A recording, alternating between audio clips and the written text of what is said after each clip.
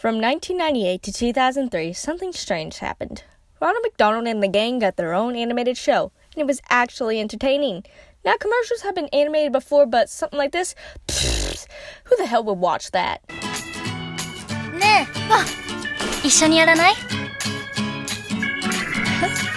Okay, maybe it's not that weird. But basically, Mark and Bob Mothersbaugh, along with John Holmusk, oh no, I'm so sorry, oh no. You know, the people who worked on Rugrats came together to make just that, where they became pretty popular as hell. Restaurants would run out of them pretty quickly, but how could you get these VHS tapes? Simple. They were $3 to $4 and you could get them with a small ice cream or a Diet Coke. Now, all of the 6 were made to be like approximately 40 minutes long, and surprisingly, the last one called The Monster of McDonaldland Lock. How about calling it Ronald Meets the Chicken Nugget Monster or something like that? Jesus fucking Christ. It's the rarest because it was only sold on the Klasky Csupo website in 2003. And yes, it's no longer in service, and from looking on eBay and Amazon, giving me nothing. But thanks to YouTube, they're all on there. I wanted to talk about the most popular and the scariest as a kid because fucking Ronald McDonald almost dies. I mean, quicker than the greasy hamburgers and the nuggets. The first one is Scared Silly. But before that... So let's get to this acid trip, shall we? Guys! What? What is it, Matthew? I just went... Give me a second. What the heck? Give me just turn something off. The ghost light. Anyway, I just went to the video store and I rented a VHS tape. A VHS tape? What was it? It's the only one that was left in the store. It is The Wacky Adventures of Ronald McDonald, The Legend of Grimace Island. Saith what? What? So cheesy. Anyway, you guys want to watch it? Yeah. Heck yeah. I'm in danger! Step into a new beat, got it tingling inside me, and it's spreading to my feet.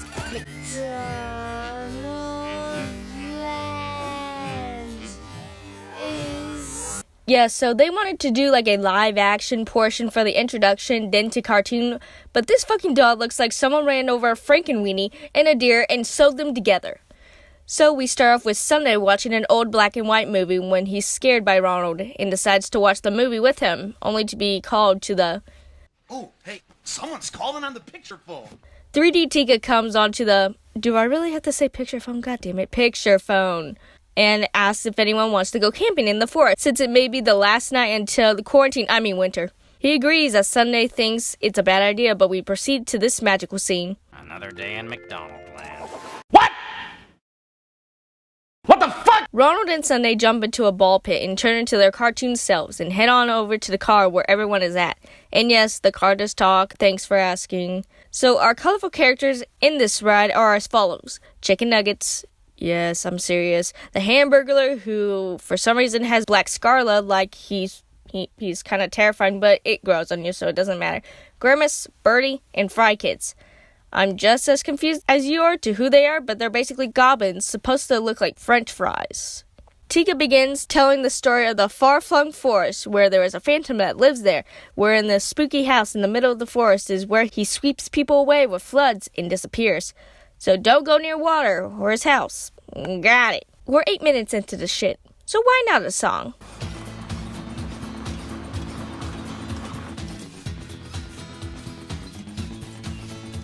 There's nothing like the great outdoors, and the far-flung forest is the best, of course. If you want to get close to the greenery, then camping in the wild is the place to be. There's flowers And squirrels. and fish and frogs, caves and rocks. With lots of bugs. Good luck getting that song out of your head. They begin trying to find a good place to set camp as we find out they're being watched and that the group is going the wrong way. Oh, actually, camp is 3 hours away. Who the fuck agreed to this shit? Oh, and the Hamburglar tries to make Ronald use his magic by blowing a bear call. It works and the group makes a run for it. Scratch that. They run for a bit before Ronald makes the map into a door and the bear runs through it. Because that's... Okay, whatever. It works. The bear's gone. Why not? It's been another 4 minutes. How about we get another fucking song? Pitching tents and gathering wood. Time to work, no time for food. Time to set up camp. After they Set up camp. and the group seems to get along, while Ronald finds the Phantom house, only to be distracted when the Hamburglar begins terrorizing them with a fake ghost, and then it rains. Nice. And since it's raining, they decide to take shelter in the house, and the mad scientist lightning comes out of it. Also, Ronald, I think this is called breaking and entering, and also the cameras are watching, so if Hamburglar does anything to scare people, he could put it on World Star. Song time!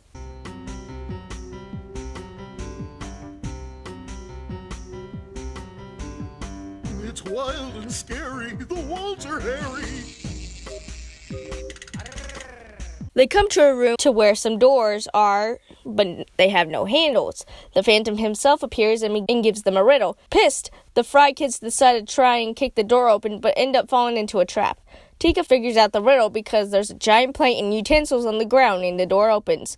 Upon entering, there is a hallway with many doors to open that lead to nowhere, or leads to the McNuggets getting stuck behind a moving shelf, and no one cries for them. Okay, one of your most popular food items is now dead? Awesome. So after Ronald says don't touch anything, Hamburglar does and rises some sort of hall of mirrors where the Phantom comes by for another riddle. Oh, and the same song again. I can't deny that the songs are pretty damn catchy. They make it out of the maze and find another door that doesn't want to have anything to do with the game, as Grimace gets a good idea to make a circle and extend back, which works until he gets to the door handle where the Phantom appears and the walls disappear. Oh, and apparently they're the first to beat the game. The Phantom's name is Franklin, and the way to beat him is brain versus brain. The group begins to try his riddle separately, only to be put into a trap. Last one up is Ronald. Also, the head just keeps spinning around him. Like, okay, dude, I get it. It's a life or death situation, but you don't have to be this obnoxious. Ronald guesses the answer correctly as Franklin is pissed off, leaving Sunday, Grimace, and Ronald to look for a way out. They find a wire attached to a camera and follow it towards Franklin. In a shocking twist, though, Franklin is not a floating head or an old man behind it, but a kid named Franklin, who's also being scolded by Tika and his dad. And no surprise, but Ronald wins, and also the Nuggets and Tika trick them to coming here. I don't know why, but just go with it. Apparently, all of Ronald's friends are assholes or pussies. The dad is a mad scientist, however, and allows them to go back to their camping trip. Live-action Ronald and Sunday fall down the chute and finish up their black and white movie. I just also want to add, but when the show's over, Ronald comes out and he's like, I hope to see you at McDonald's. And then it cuts to the next adventure they're going to go on, The Legend of Grimace Island. Hint, hint. This is your very own clown, Ronald McDonald. Hoping I'll see you next time, live and in person at McDonald's.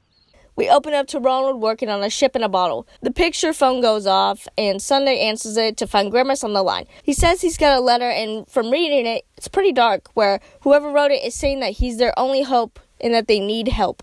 There is treasure if they do help, and so why the fuck not? And Grimace is their own species, and the island has been lost for years, considering that you're one. How the hell did you, 1, get here? 2, I know you have a granny, but I'm still confused. How did you get here if your island is lost? How do you know? Oh, God damn it. Just thinking about this makes my head hurt. Ronald throws his ship into the water and it expands. When a pirate hears about the treasure, he goes to tell his captain, One-Eyed Sally, and bumps into the McNuggets, and they somehow become part of the crew. So Grimace tells us this as we know. There's an island, but no one knows its location. There's a legend that the Happy Grimace were not really attacked, but they were so weak that these people just stole their treasure, and because they were scaredy cats. But these people didn't get one, and afraid that the people would come back, they danced the island away. Okay, Grimace, but if you know all this, and it's a legend, then how the fuck did you get here? Sorry, everybody. I don't know where Grimace Island is. I guess I'm not a very good Grimace, am I? One-Eyed Sally hears of this and gives us some fun intel. She made the letter to have them go and save the Grimaces. What if he didn't know about the legend? What if he didn't go save them? Also, the captain looks like Angelica. Told you these were the same people that made Rugrats. Hey, what's that in your pocket, Grimace? Oh, nothing. Oh, that's just a magic map my great-great-grandmother Winky Grimace gave. Hey, look at that, the song. Hooray. Sailing south to sail the sea. I don't know, but it worries me. We've never tried this thing before. That's just what adventure's for. And then Hamburglar catches a whale. Do with that as you will. All seems well until a storm hits and electrocutes Ronald. You're standing on my ticklish spot. Yeah, it just jumps right into it. Hey Grimace, you know how to surf? No. Okay, song time. When a giant squid appears. They call it a kraken, but krakens look like octopuses, so whatever. It attacks, taking the Hamburglar hostage as Ronald uses some rope to save him. So, you want to play tentacle, do you? They jump through a whirlpool and manage to somehow swim into a cave where the Grimaces are, and they seem to be hiding until Grimace comes out and dance time!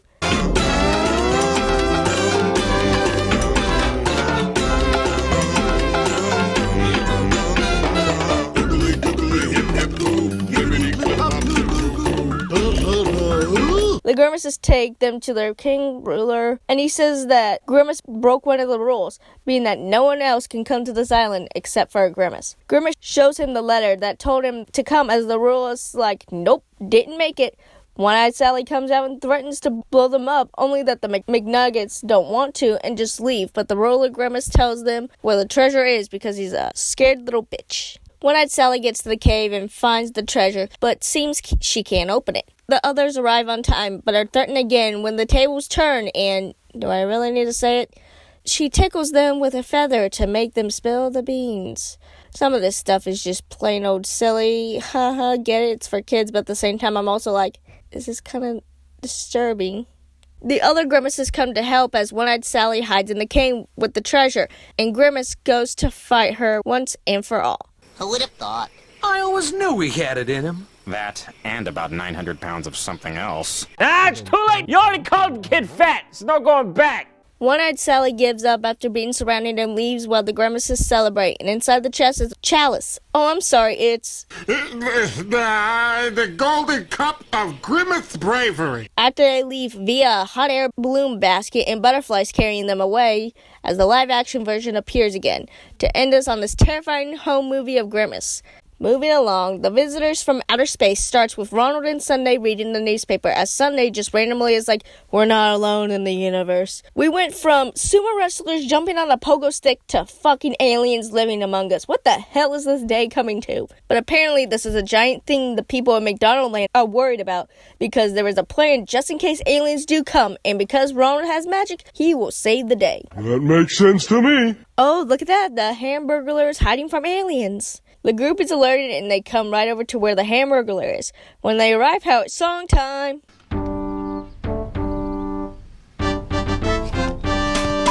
Oh, aliens, we welcome thee. Yes, with our McDonald symphony.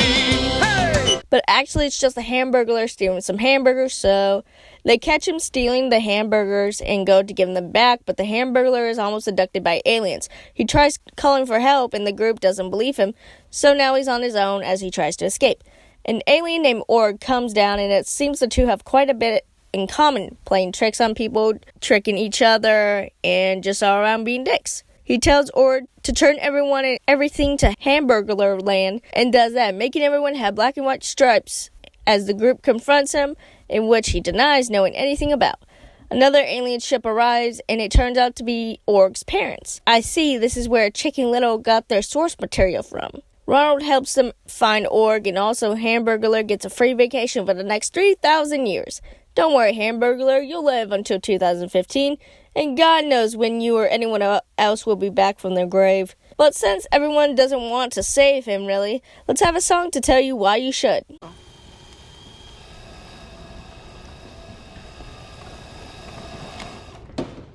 How about new? So Ronald makes a rocket ship. He does that a lot in this series. And the gang goes out to help him.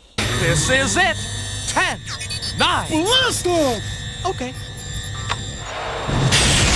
The gang catches up to the ship, but Org pulls a prank on them, and they lose him for a bit. After a quick song, Grimace presses a button that sends him in a suit into outer space where the gang has to save him. The Hamburglar presses a button that releases giant eggplants that land on 2 planets, which I assume are apples and blueberries, as they cause a food fight. and breaks the alien ship.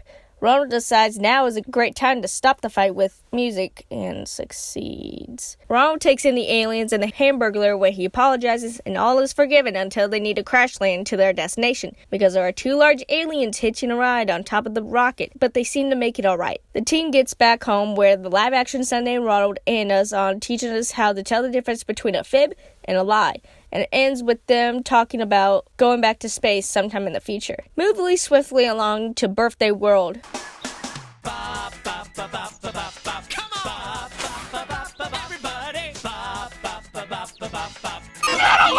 Yeah, this was the time for hip things, and doing the arches was a symbol of the times. But in all seriousness, this is also where the last Ronald voice actor was changed, which is very noticeable in the song and his voice acting, and, well, I don't like change. Pretty much Ronald gives off a more cartoony vibe. Yeah, live-action Ronald McDonald, cartoon. It's for kids, you say. Well, I guess the creators seemed to realize that kids really like this, so they dumbed it down with Ronald having him be more hip and rad and more energetic. While the first 3 had silly characters, it was not scared to be goofy. Ronald was more calm and had a caring tone to this one. Anyway, he tells us that his birthday is coming up, and every year he has a surprise birthday party, and he wants to know what will happen. Also, he loses his regular red shoes for a minute and a half, and it's a 40-minute show.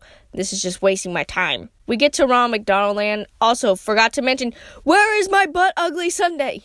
He was my favorite character. Where the fuck did you do to him? What the fuck did you do to him? Anyway. Hey, Sunday! Hey, Birdie. Is the party today? Even Birdie doesn't sound right. Come on, guys. Where the hell did the enthusiasm for this go? Oh, right. It went into the songs that sound like they were tossed into a microwave and then thrown into a pit of acid. The Hamburglar, though, forgot to get Ronald anything for his birthday. But have no fear, a mad scientist is here to help with free tickets to Birthday Land. So they decide to go to Central Park where his surprise birthday is and give him his gift, and head for Birthday Land. And as soon as they get inside, the mad scientist locks them inside, and there are no others around. So might as well have some fun with this shit. Oh wait, the rides suck and the song's a rip-off from One Little Scare, and there's nothing like a great outdoors from the first episode. They get stuck on a roller coaster as a mad scientist says, Happy birthday, Ronald! Everybody just hang on! After a song about how they hate the ride, they exit the ride and find they've all turned to babies, thanks to the ray that they were shot with. They escape the room and just run around the park trying to avoid the mad scientist as he begins turning into a little pedophile. Now change us back! Don't you talk to me in that tone of voice, my young magical friend. I love it. He plans to make all the people on Earth into babies. But doesn't that mean you too, fucker? But he wants to do this to rule the world. So how do they defeat him? Plug the laser with the Ronald McDonald toy head and then blow it up, turning them back to normal. The mad scientist's name was Pinchworm, but Pinchworm is defeated by being turned into a baby and dog food as they celebrate with some cake. Live-action Ronald gets a surf from King Grimace of Grimace Island, and he surfs into a shark's mouth.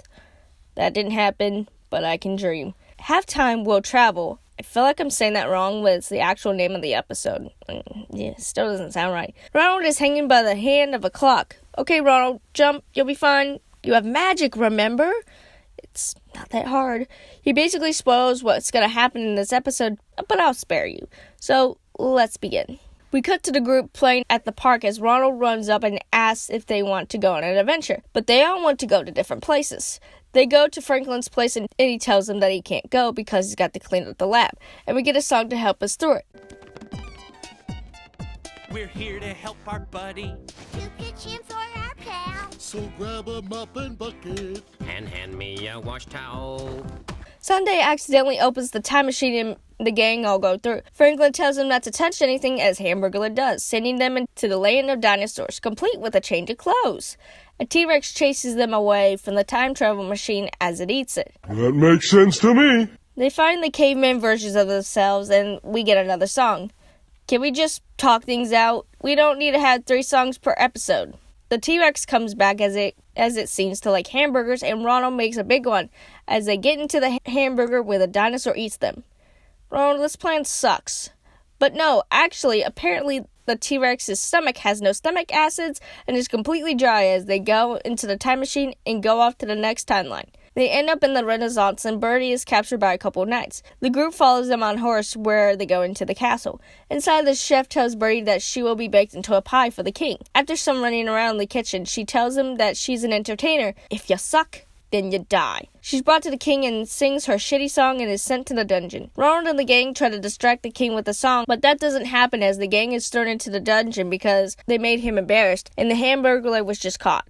And then some reason everyone begins talking in Old English. You figure that one out. They escape and head to the Old West where they have to escape from an angry mob because the Hamburglar looks like a thief.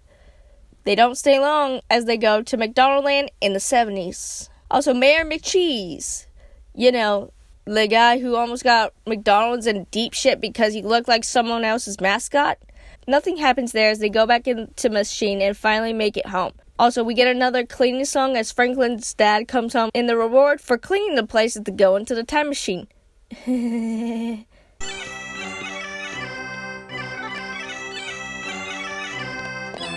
Why are we still here? Just to suffer? Every night. There it is, Ronald the Monster! I thought you said there was a monster behind me. Monster! There it is, Ronald! Oh, I get it! Yeah, he begins to explain the episode again, then it turns to a Dora the Explorer episode where some random voice tells us that there's a monster. Kinda random. The gang is out at one of the restaurants as Sunday tells them he got a letter from his cousin Scotty. He wants them to come and visit as they just do that. Oh, we also get the McNuggets who haven't been in this since Space episode and also a safety lesson. Watch your fingers, watch your palm. Buckle up now, it's the law. I'm just also remembering this too, but you know, the Fry Kids, they haven't been in anything since the first one. And some of these characters just leave and come back. After a terrible rendition of Open Road Song, we hear a little bit about the Lochness Monster and its rumors, and drive onto the water to go to the castle. Oh, but song time about a monster! I'll spare you the pain. They arrive at the castle where Scotty is waiting. Also, we're introduced to Styles and Pip. The two are making a statue of Sunday and Scotty's granddad, but really, we know what they're making. After a tour of the place, Scotty says the statue is being made for him because he was the first one to bark at the monster. What? Oh, and the Nuggets do find out that they're making a monster to trick people into saying the monster has been found. We get a song about the group looking for the monster that's literally in plain sight. I think this fucker wants to be found. Birdie finds the monster and wants to tell everyone, but he says not to in fear of people killing him. She promises to keep his secret even though she's bad at keeping them. And don't forget, I'm your little secret. No one knows about me. Why am I yelling? The Nuggets make the monster robot move, and it malfunctions before it can get into the water. The Nuggets run out, and it starts back up again, heading towards the festival where the group is at. The robot monster attacks the festival and kidnaps Birdie, and Ronald comes to the rescue. It's time we ask the real monster to give us a hand. What real monster? There is no real monster. You're not breaking any secrets, Birdie. I saw you talking to him. Bitch, you knew this whole time. See, I told you he wanted to be found. It's a showdown between the real monster and Monster, where Simon, yeah, that's his name, is crowned a hero for saving everyone, and Simon gives them a swim home. We found out that live-action Ronald has a window cleaner named Bernie. I think there's some political talk in there somewhere, and has a flashback to the adventures we had all had. There's another wacky adventure coming soon. Yeah, it's unclear if there was one in the works because the Lochness Monster episode is very rare to have on VHS because it was on the website of Csupo. Why the hell were there so many voice actors that were talented in this? Like D. Bradley Baker, Charlie Adler, Alex D. Lewis, and Verdi Taylor. How did this happen? Just such good voice actors that went on to better themselves. Like, there's only a few snippets of who has come on. Most are successful actors, and they're on, like, either big movies, big shows. It's just mind-boggling. For each episode, I decided to do two things. The best episodes down to the worst, and to summarize them in a few sentences. The best one, which is Scared Silly, is best described as a trip to Ogahara Forest gone wrong. The Legend of Grimace Island is best described as Grommet this, Grommet that. The fuck does Grimace mean? Visitors from outer space. Aliens here! Aliens here! Lochness McDonald Land Lock. Let's make a giant Lochness Monster and have a bird have some sort of love interest. Have time will travel. Worst episode of Magic Treehouse ever. Birthday World. Worst birthday ever. So honestly, these are my childhood. Well, the first 3 are anyway. I can still remember the jingles and the voices of each character. They're not perfect, but they seem to have their charm. I 100% recommend these to everyone, and hey, if they do remake or add on to the series, I do have some ideas, creators, if you're listening. Disco Fever, let's revisit the past where we see old Ronald McDonald characters and their design. Ronald gets fat, Ronald gets into tax evasion, and Ronald teaches children to wash their goddamn hands. I went on a tangent there about the last bit, but still, I would love to see more of this, and the art is very well done. The characters in the first 3, anyway, are energetic and full of life, along with the live-action Sunday and Ronald. This was a long review, but I will catch you later with another review sometime soon.